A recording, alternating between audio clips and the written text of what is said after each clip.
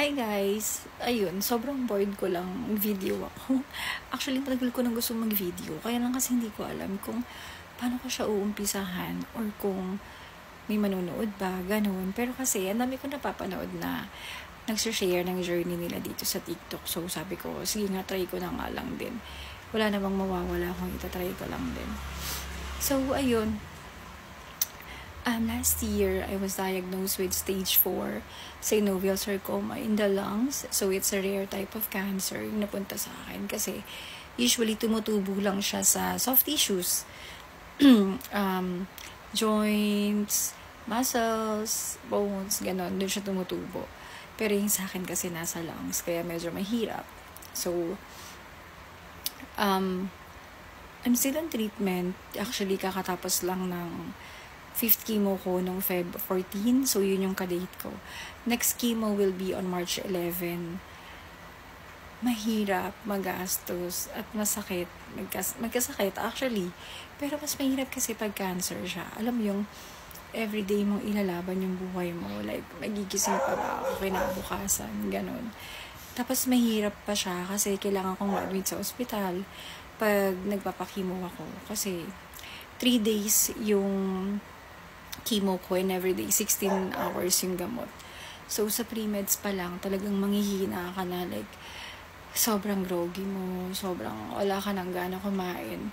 Hindi po nalalasahan mo na yung gamot. Ganong feeling. After ng pre-meds, mas manghihina ka pa lalo sa side effect ng chemotherapy. Kaya kailangan malakas ka, malakas yung katawan mo, malakas yung isip mo, malakas yung loob mo. Kasi kung hindi, talagang hindi mo kakayanin. So, ayun, faith lang din kay Lord. Tapos, dasal lang everyday. Dadasal ako lagi. Lalo na pag chemo ko, as in, sobra yung prayer ko kay Lord talaga. Kasi, grabe yung side effects sa akin ng chemo eh. Like, umuubo ako ng dugo, UTI, lahat ng pwede kong maramdaman. Naramdaman ko na. Tapos, pag nakikimo ko, hindi bumababa sa 2 or 3 yung doktor ko na kailangan mag-monitor sa akin. Ayun. Kasi aside from cancer, meron din akong RHD or rheumatic heart disease. So, alam mo yun. Kinuha ko lahat ng nagpa-raffle si Lord. Pero, kaya yan. Kaya natin yan. Wala naman tayong choice. Ganon. Ayun lang. Gusto ko lang siyang i-share. Hi. So, ayun. I'm done with my 4th chemo session. So, thank God na Tuesday, Wednesday, Thursday, Friday, Saturday. 5 days lang ako. So, 4 days and a half lang ako sa hospital. Kasi usually talagang tumatagal ako pag chemo session, like 7 days, or yung pinakamatagal kong chemo session is 23 days. So yung adjustment ko from first chemo session to 3rd is sobrang lala talaga.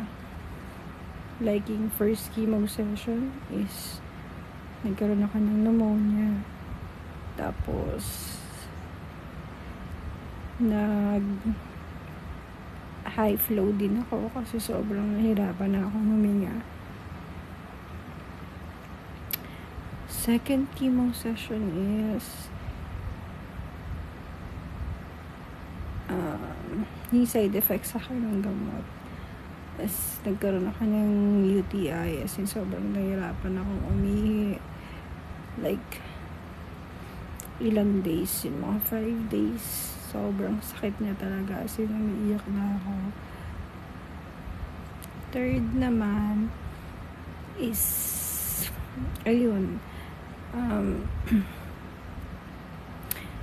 nagsuka ako ng dugo, or pag ubo ko may blood, as in fresh blood talaga siya for 2 days. So, syempre, pag ganun, obserbahan ka pa, hindi ka agad papauwi ng doktor. So, nag-run ng mga tests, like CT scan, ultrasound. Chinek yung kidney, chinek yung gallbladder, ganyan. Normal naman. So, sabi ni doc is baka yung side effect lang talaga siya ng gamot. And then, yung 4th chemo session ko, binabaan yung dosage ng gamot. So, thank God, walang naging problema. Nakasurvive tayo ng 4th session ng chemo, and then nakauwi tayo right after ng last day ng chemo. So, 3 days. Every day is 16 hours. Grabe. 16 hours. And as you can see, ang aking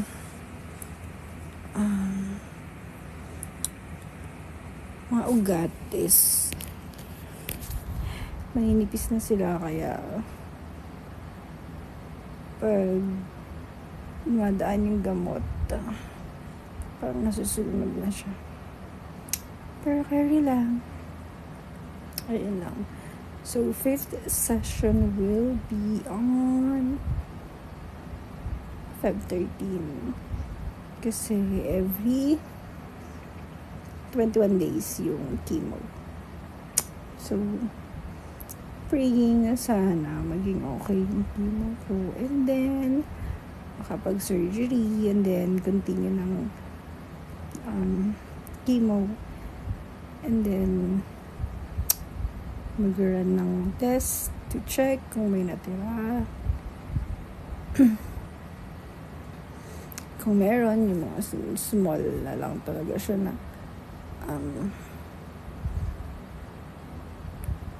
tumor or parang bukol, ganun. Radiation therapy. So, I'm praying to God na sana maging smooth lang lahat ng treatment. Kasi sobrang hirap. Yun lang. Diers. Hi everyone. So, ayun. It's my 3rd chemo today. Ay, tomorrow pala. So, rest muna. Wala pang swero. Yun lang. Diers.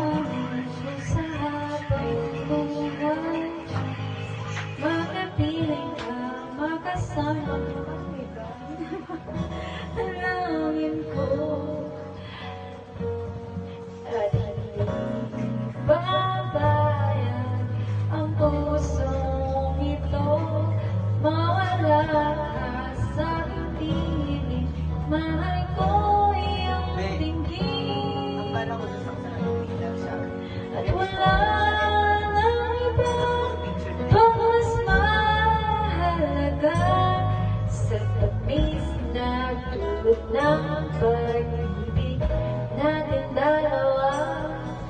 At sana naba'y makikinig ka kapag aking sasabihin, mahal kita.